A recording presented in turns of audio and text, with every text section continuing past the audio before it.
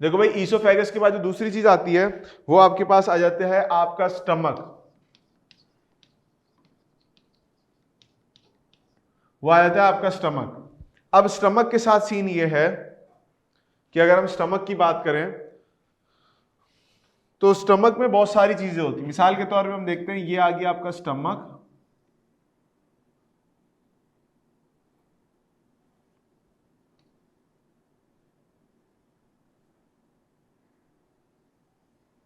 ये for example stomach ना। तो अब इसमें सीन क्या है कि ऊपर से तो ईसोफेगस से फूड आ रहा है, बट ये फूड आपके स्टमक के अंदर आ जाता है। अब स्टमक के अंदर जो है वो वैसे तो 4 हिस्से होते हैं, लेकिन हमारी किताबों में आमतौर पे एक ही 2 हिस्से बताए जाते हैं। ये इतना हिस्सा हमारे पास जो है ये कार्डिक रीजन का हिस्सा होता है, cardiac region of the stomach.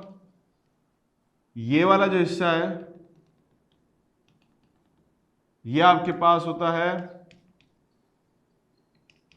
Pyloric region of the stomach. और ये जो पूरा हिस्सा बचता है इसको बॉडी या सैक ऑफ द स्टमक कहते हैं, कि स्टमक की बॉडी या सैक होती है ये वाला जो पोर्शन है इसको एडजस्टमेंट ऐसे कर लें कि इसमें मैं ये वाला पोर्शन बता दूं। ये जो पोर्शन है ये आपके पास कार्डिया का पोर्शन है, this is cardia.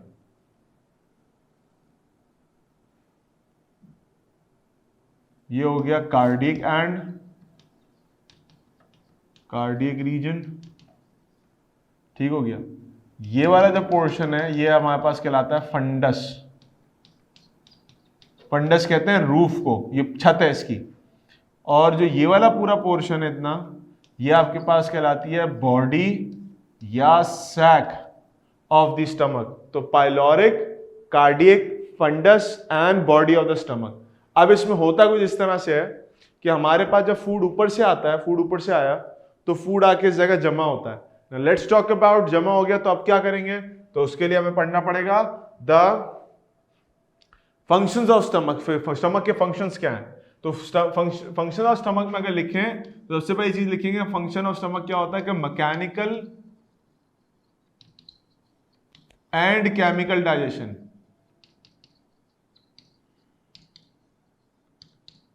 Mechanical and chemical digestion दूसरी चीज हमारे पास ये होती है कि स्टोर करता है फूड को, समटाइम ऑल्सो स्टोर्स फूड।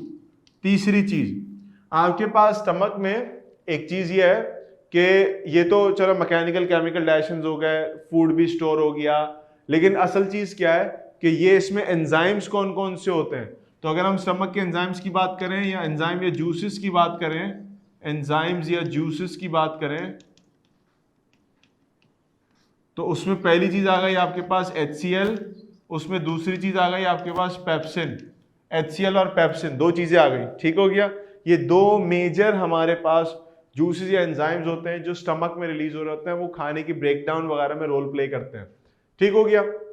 अच्छा अब देखो हमारे पास क्या है कि अगर हम इनके कामों की बात करना शुरू करें कि कौन से काम, कौन सी चीज क्या काम करती है, तो हमें पता चलेगा कि हमारे पास दो मेजर काम हो गए। कि अगर मैं HCl के फंक्शंस की बात करूं, HCl के फंक्शन की बात करूं तो HCl का एक मेजर फंक्शन क्या है, breakdown of food, breakdown of food पहली चीज। दूसरा काम एंटी माइक्रोबियल काम करता है, एंटी माइक्रोबियल का मतलब माइक्रो ऑर्गेनिजम्स की ब्रेकडाउन करता है। तीसरी चीज ये आपके पास एसिडिक मीडियम प्रोवाइड करता है, एसिडिटी क्रिएट करता है। Why do we need acidity? क्योंकि अब जो मैं पांचवा पॉइंट लिखने जा रहा हूं पेप्सिन से रिलेटेड, पेप्सिन जो दूसरा एंजाइम है हमारी स्टमक का, उसको काम करने के लिए एसिडिक मीडियम चाहिए होता है, एसिडिक मीडियम रिक्वायर्ड होता है उसको। और दूसरी बात यह कि वो प्रोटीन की ब्रेकडाउन करता है, प्रोटीन को डाइजेस्ट करता है।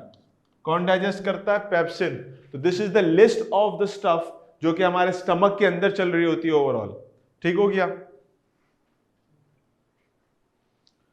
अच्छा तो ये सारी चीजें हमारे पास यहां पर चल रही होती हैं। अब इस लिस्ट को देखने के बाद हमें एक अंदाजा हो गया कि स्टमक में क्या क्या काम हो रहा होता है। अब वो जो फूड आता है स्टमक के अंदर, वो जो फूड स्टमक में आता है from the oesophagus through cardia into the body और बॉडी सैक से निकलते हुए पाइलोरिक एंड से बाहर चला जाता है।